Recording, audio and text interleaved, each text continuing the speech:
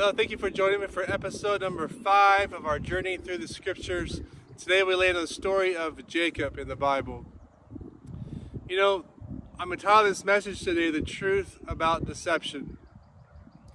You know, deception has been part of our world ever since the beginning. In the Garden of Eden, we see that the serpent or Satan is tempting Eve and saying, no, this is not really the truth. This is what the truth is.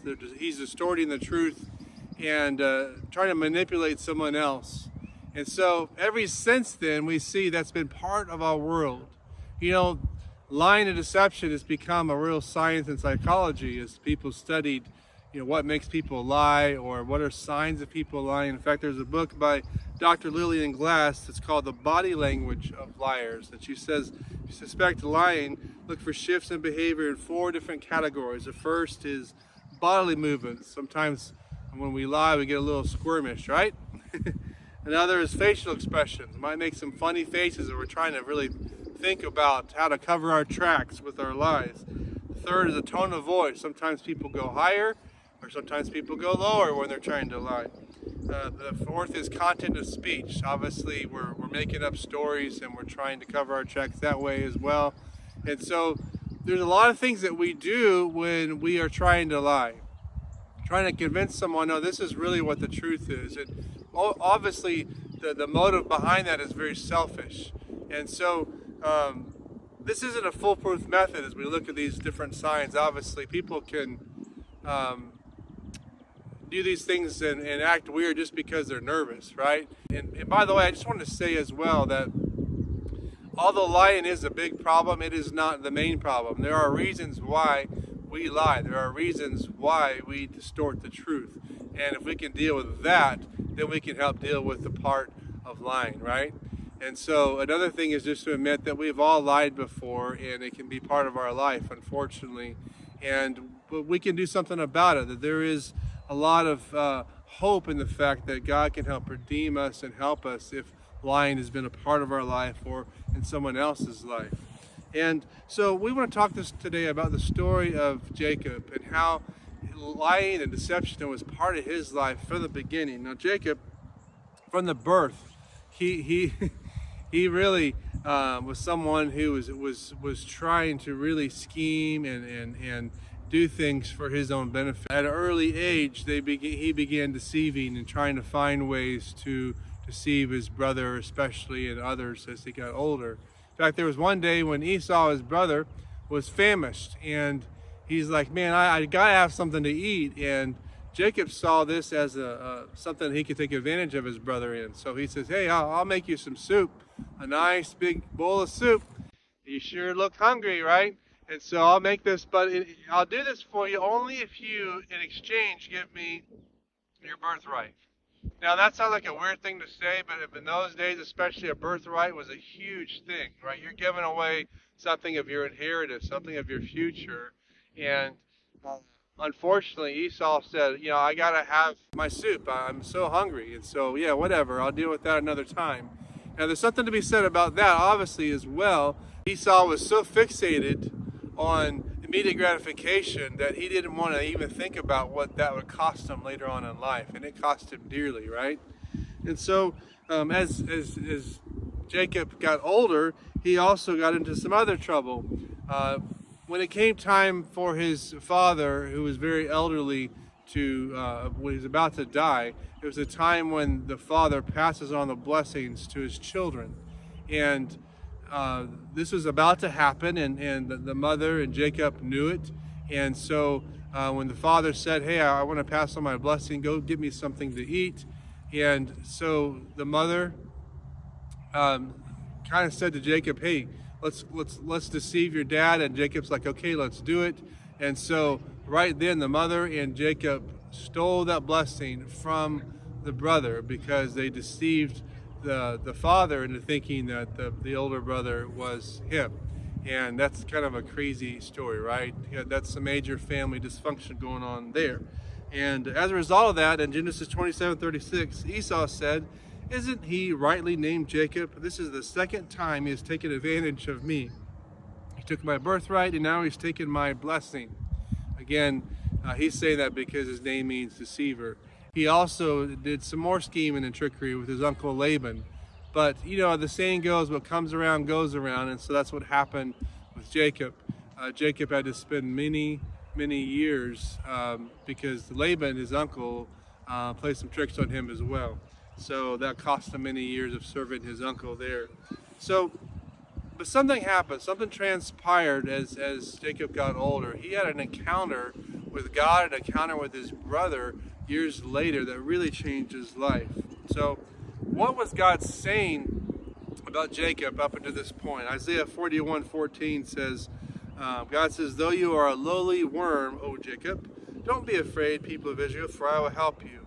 I am the Lord your God. I am the Holy One of Israel. Well, that's not something that you want to hear God say. You're a lowly worm, right? But that is really what was going on. Jacob was deceiving people, he was taking advantage of people. And God says, man, that's not my heart. That's not really how I want you to treat people. And but something changed here. Genesis 32, we see that he has these two encounters with God and also with his brother. So Jacob is returning home to Canaan, and he's by now got a very large family. He's got lots of herds, and he's got flocks, and he's got all kinds of family members, and there's this whole caravan of people and possessions traveling back to Canaan, right?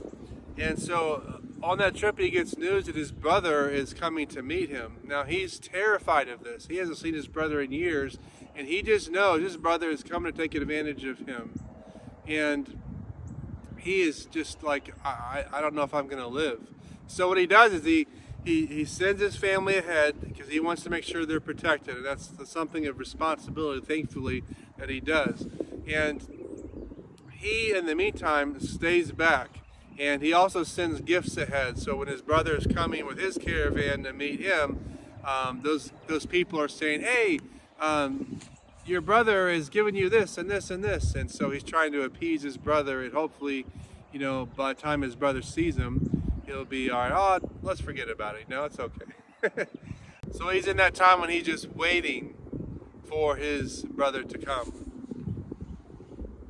And in that time, the Bible says that God comes to meet with Jacob. And it says that he wrestles with Jacob for many hours. Now, that's an interesting passage, isn't it? That God is wrestling with a man. And as we research this, we see some say it's an angel of the Lord. Some say it's some divine being sent by God to come and wrestle with Jacob. And so they're wrestling for hours, and at the last moment, they're holding on to each other, and Jacob really wants that blessing. He's got something about it. I got to have a blessing from you. And this angel, this man, this divine being touches his hip, and at that point, Jacob is permanently injured, right? He has the permanent limp right now. And in fact, to this day, many in the Jewish community will not eat the tendons near the hip socket because of what happened that day, in honor of what happened that day. It's pretty crazy, right? So this struggle of Jacob and this man this divine being is symbolic of the struggle of Jacob with God, this struggle within himself. And God took it upon himself to meet with Jacob and to have that encounter with him. And so it turns out that Esau, when he finally meets up with Jacob, that he's not at all out to get him, that he's not out to kill him. And in fact, he embraces him. And they hug each other, and they embrace, and they go their separate ways. Amazing story. So Jacob is left relieved. He's had this encounter with God. He's had a good encounter with his brother. And something happens right here in Jacob's life.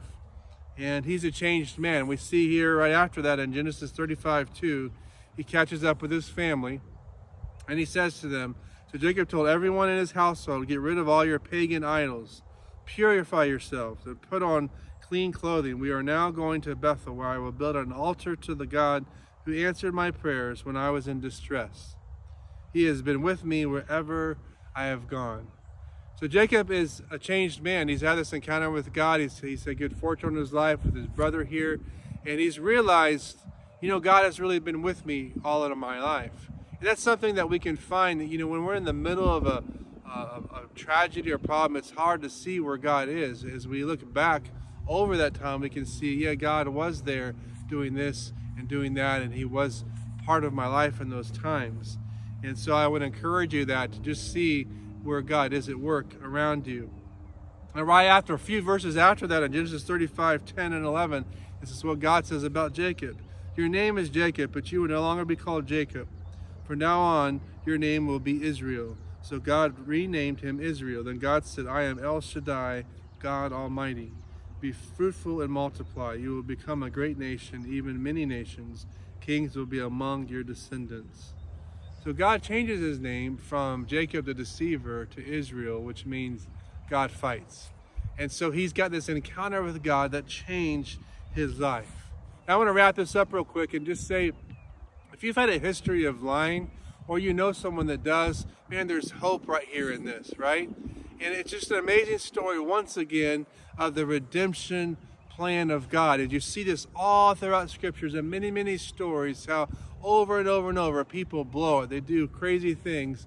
And God says, yes, I will redeem you. And in every case, when that happens, you see that there's a covenant made. There's a change of heart. There's restitution made. There's repentance that is required. And when that repentance happens and that change of heart happens, then we open ourselves up for an encounter with God. And that's what I want to encourage you, is that no matter what you're going through today, any kind of addiction or any hardship that you're going through, when you open yourself up to an encounter with God by having repentance in your heart and humility with God, man, the sky is the limit. God can do great things in your life. He can change even the most vile person. He can change those habits that are so bad. Yes, you might need to get help, and you got to have accountability with other people, do different things, but I'm telling you, God will be right there with you. And that is just such a great story of how God really, truly loves us. And so I want to finish by just praying for you today. And if this is a part of your life, or you know of someone that's really struggling with this, maybe we can just agree together that God will help break those strongholds down as we repent of our sins. Father, we thank you so much today for this story of Jacob that reminds us that even though we might have a lifetime of trickery and deceit, Lord, that we can change our nature. And Lord, in fact, you changed his name, and you can change our nature. God, if that's been part of our life, or if we've been lied to and hurt, God, also, and we've been the victim of all of that, God, we know that you can help us with that as well. God, I just believe right now there's someone that's listening or watching that they've been a victim of that, and it's really hurt them deeply. I just pray for healing over their life right now in the name of Jesus. God, touch them. And God, for those who are struggling with this habit, I just pray, God, help them, God, and bless them. And help us all, Lord God, to have pure lives where we don't resort to lie. And whatever is behind the lies that is causing us to be triggered to lie, we just pray, help us with that, especially, God, that we can deal with this issue. God, bless everyone that's watching. I pray, help us all to turn to you. We thank you for all that you do for us. In Jesus' name, amen. Thanks again for watching today. By the way, the next message I'm going to be doing is my book summary on, this next one is called Leading with a Limp. It actually is taken from this story in Jacob, so they go along together. So check out the book summary this week as well on our Facebook page, YouTube, or tomandrhoda.net. And if you're looking for growing deeper in your walk with the Lord, go to tomandrhoda.net to go to our Equip section there, and you can get all kinds of free resources to deepen your faith. Thanks so much. Have a blessed day.